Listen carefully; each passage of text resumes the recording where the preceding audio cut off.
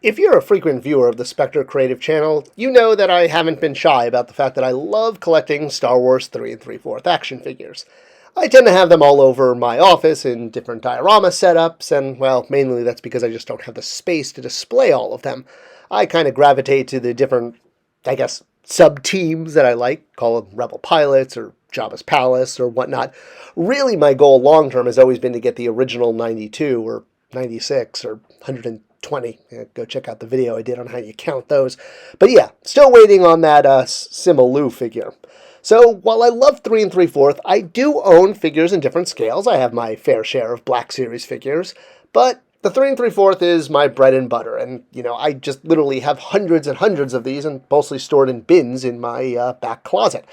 But how exactly do you define what a Star Wars action figure is? And it really got me thinking, which is why I wanted to make the video today, because there's been a lot of different executions of Star Wars and different toys of different scales, different amounts of articulation, and it's kind of made me question, well, what counts as a Star Wars action figure?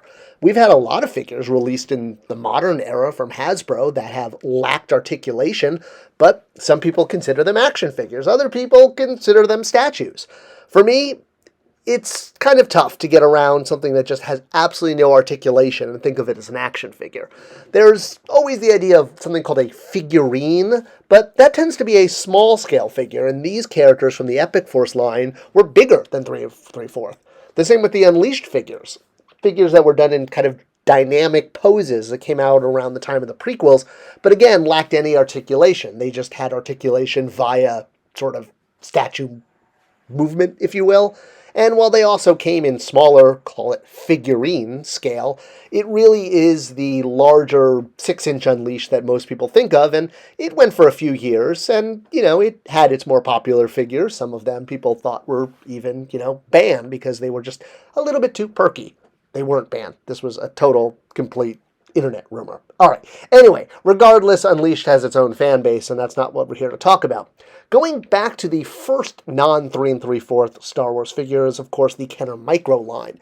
This was a die-cast line of playsets. There were a few vehicles, but it was really a playset line where the figures were meant to be decoration on the playsets. What you were buying was a playset. You just happened to get some metal figurines, albeit they were decoed and they were Crite's not a word. They were quite advanced for their time, with quite a lot of deco, and they looked really great, whether you put them on the playsets or just on your shelf.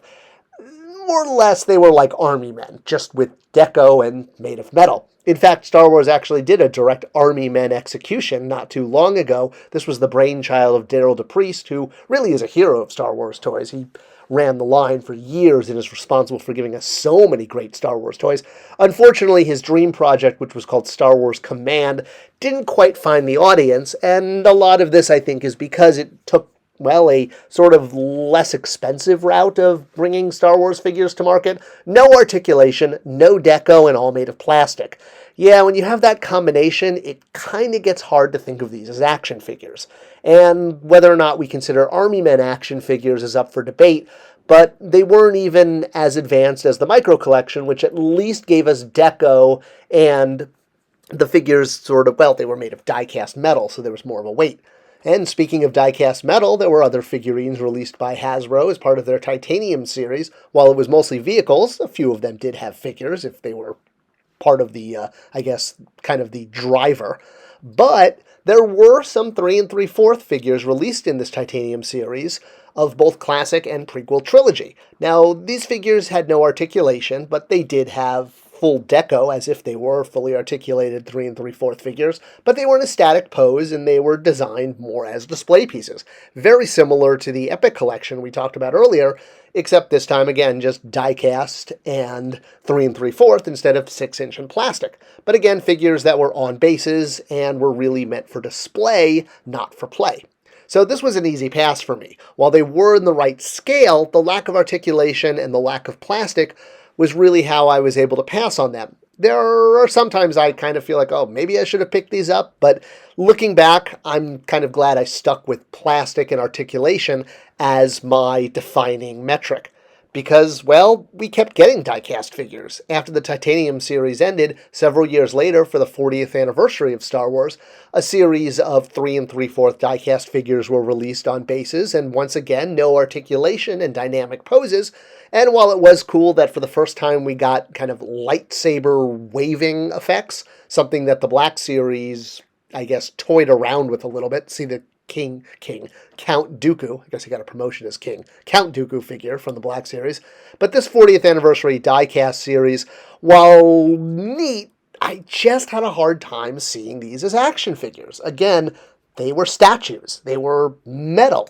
So keeping them and feeling like they were a necessary part of my collect-em-all habit of buying Star Wars 3 3/4, well, I did wrestle with it for a little while, but in the end, I just felt that because, again, they were not made of plastic and they lacked articulation, that it was something that I didn't need to splurge on. I did want to feel like I had a complete collection, and it was hard to pass on figures like this. They checked off a lot of boxes. I mean, they were the right scale. They had really great blast effects, again, like those lightsaber effects that Vader and Obi-Wan had. We've never gotten them before in 3 3/4. But at the end of the day, I did pass on them. It wasn't a hard pass. I had them in my hands, and even when I saw them on discount, I thought about it. But the real one that tripped me up was this series. So these were figures released for discount channels, specifically done as a low-cost alternative to 3 3/4 vintage collection, or what was the 5 points of articulation at the time. So they were a series of figures with no articulation, but they were 3 3/4, and they did have a removable accessory. They were only sold at discount channels. I think one of the bigger ones was Big Five, Take Five? Take Five. Where, yeah, they tended to carry them. But again, I had them in my hands several times, and I just couldn't bring myself to purchase them. They checked off the 3 3/4 box, they checked off the plastic box, but they didn't have any articulation, which didn't make them action figures. To me, they were figurines. And to me, that is the difference right there. I collect Star Wars action figures. I don't collect figurines, and I don't collect statues.